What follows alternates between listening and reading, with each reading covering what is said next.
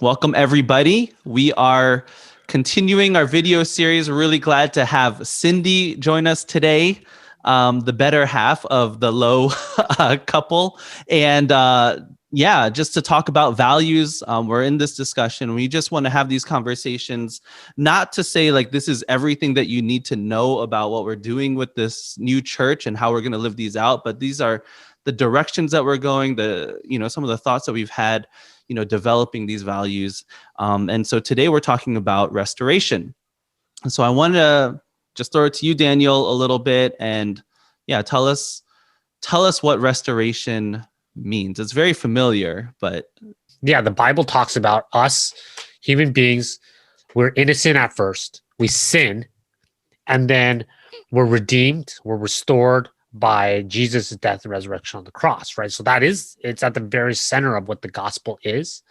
But when we look at how we like kind of operate in society, like we just don't do these kind of things. We don't restore hardly anything in life, right? So it makes it very difficult for us to restore things in a spiritual sense. Like, we break something, if I break my toaster oven, I don't fix it, I don't restore it, I throw it out and get a new one, right? So I think oftentimes in our relationships, in culture, like, you have a broken relationship with someone, you offended someone, or they offended you, or they said so.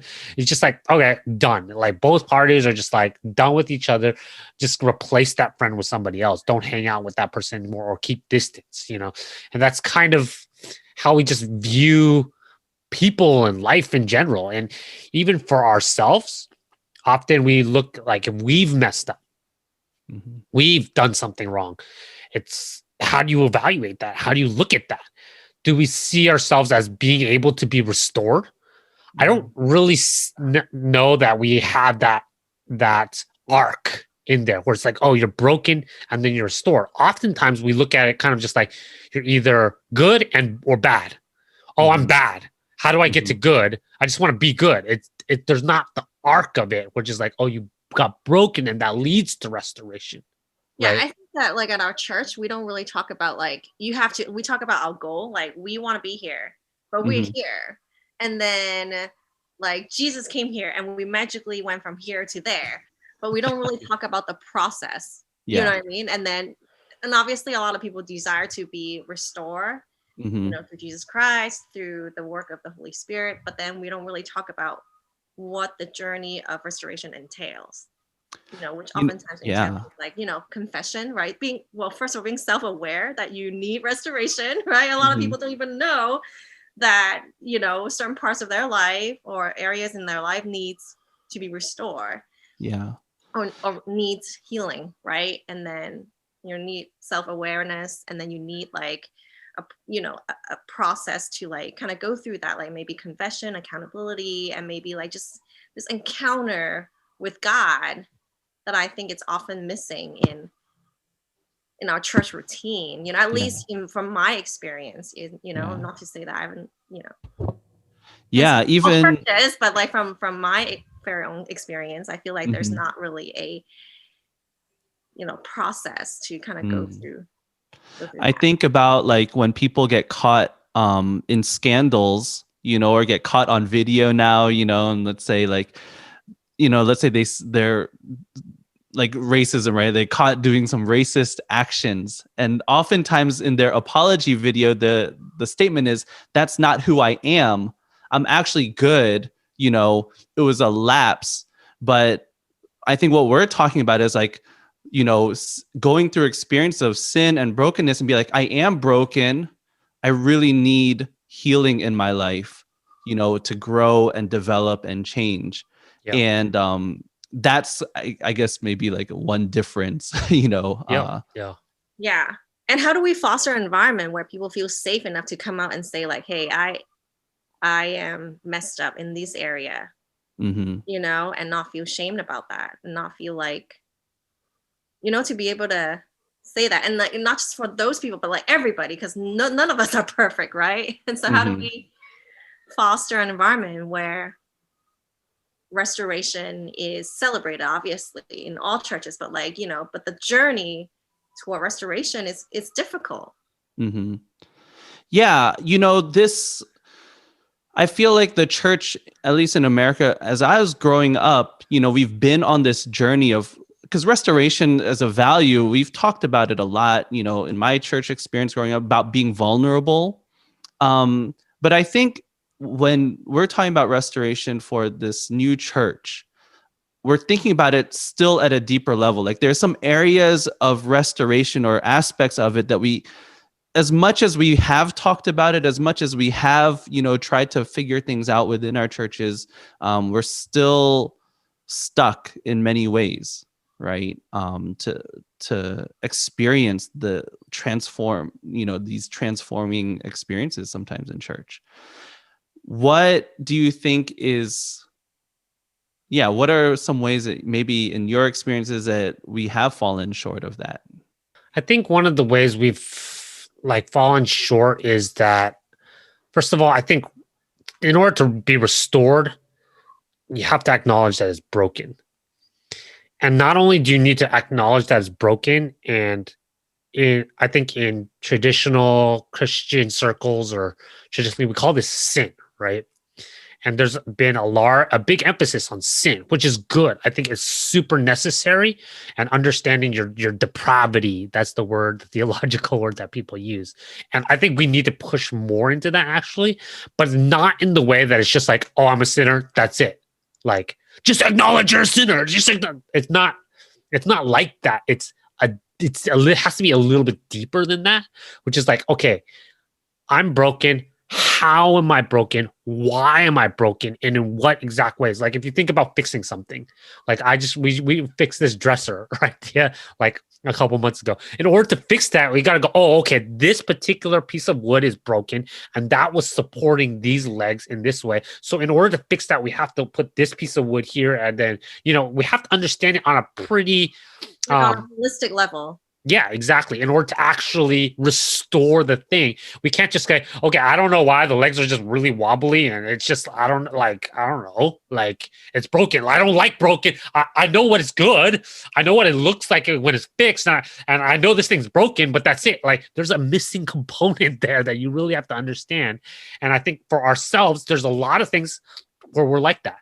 Like there's all these sex scandals and like Me Too and sexual harassment in our society today, and it's in church too. And there's sexual addiction and pornography in church, and it's all that. Like we can't just say, okay, that stuff is bad. Let's stop and let's do sexual purity, like sex in marriage only, and that's the good. We know that that's good.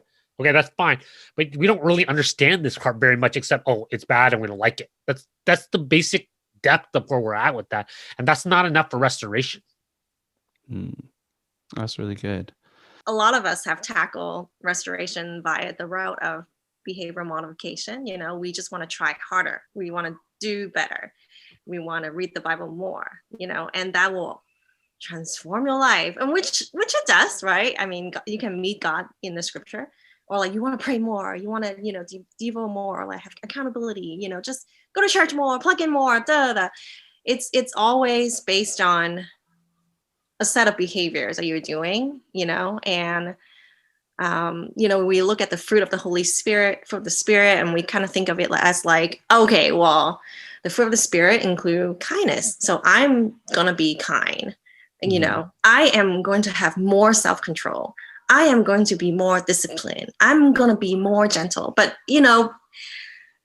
without really like a genuine transformation, and I think, a genuine transformation can, the experience of that can come from many different ways. It could be like just a miraculous encounter with God. It could be from having,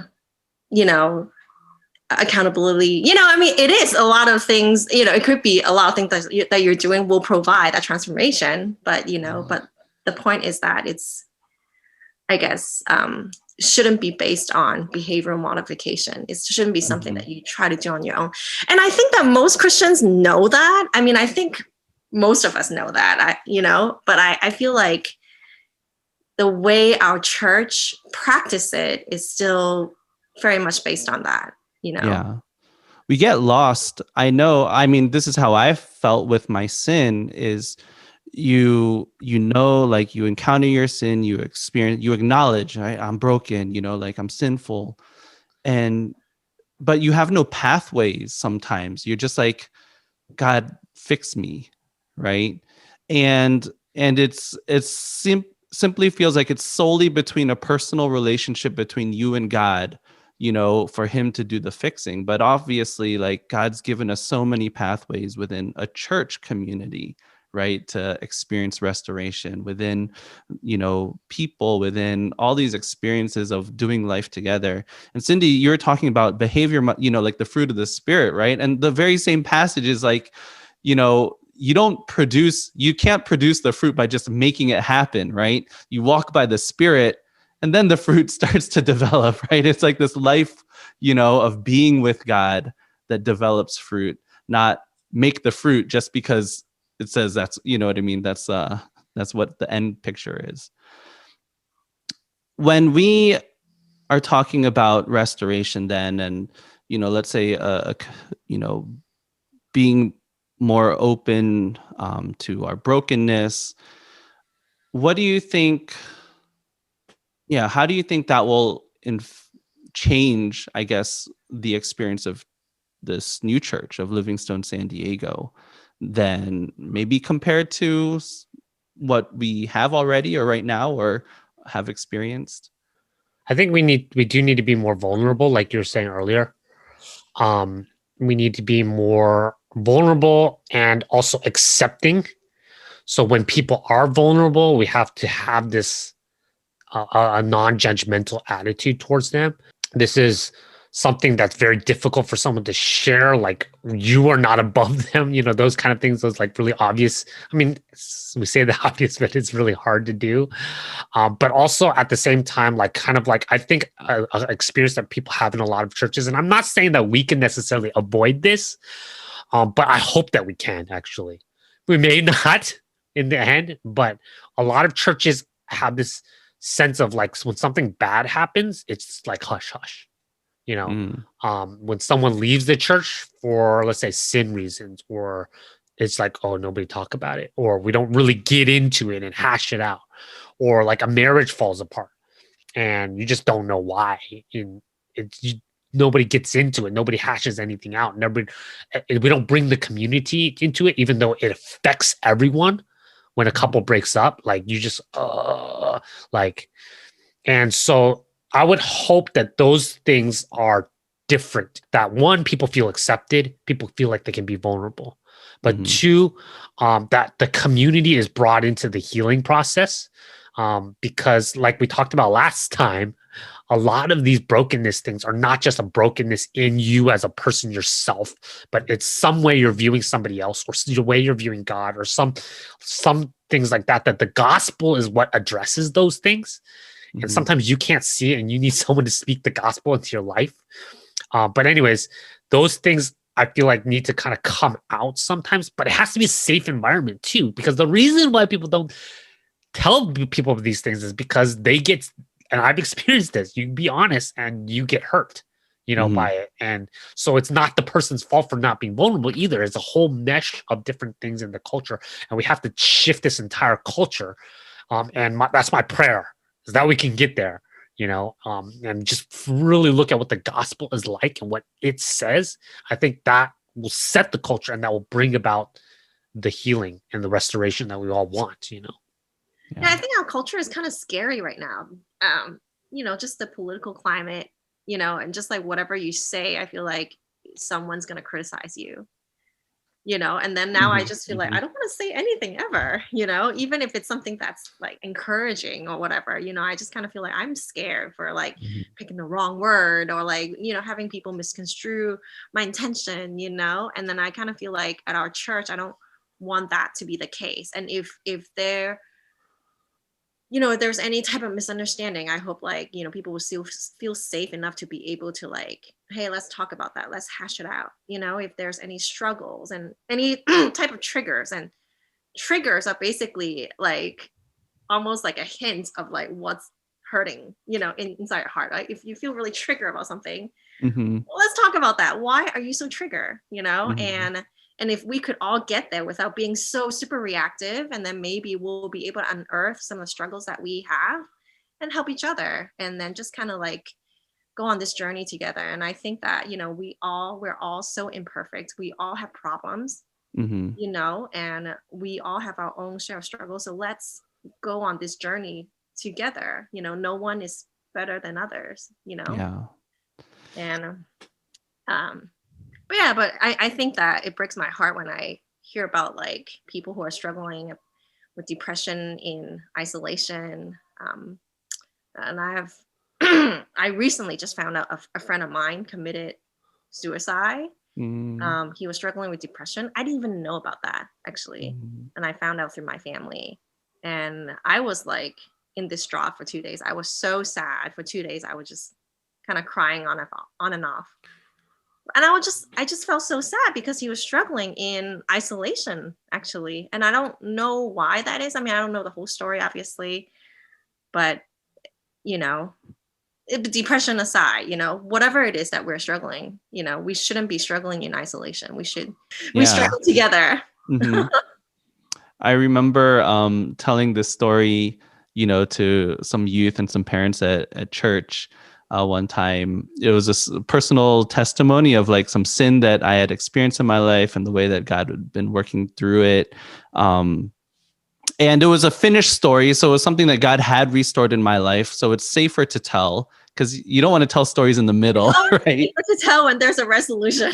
Yeah. You only tell the stories when they're done, right? And I remember after that, one of the parents said, "Oh, if I had heard that while you were interviewing, I don't think I would have canceled." Yeah, I wouldn't have wanted to hire you, right? Because yeah, we don't like the stories in the middle. We only like the stories at the end. I think maybe that's like something that we really want to press into, right? Yeah. We want the story at the beginning and the middle, right? So that we can get to the end, you know, together. That's a good way of putting it. Yeah, and that's the like middle is a mess. It's hard to navigate. The stories in the middle. That's a good. Yeah, we want the stories in the middle. The best part, really, when you read any story without the middle, is there's no story. Yeah, that's true. That's true. There's I forgot who said this, but you know, the quote is, you know, any project in the middle looks like it's failed, right? But on perspective, also, it could just be a story waiting to be finished.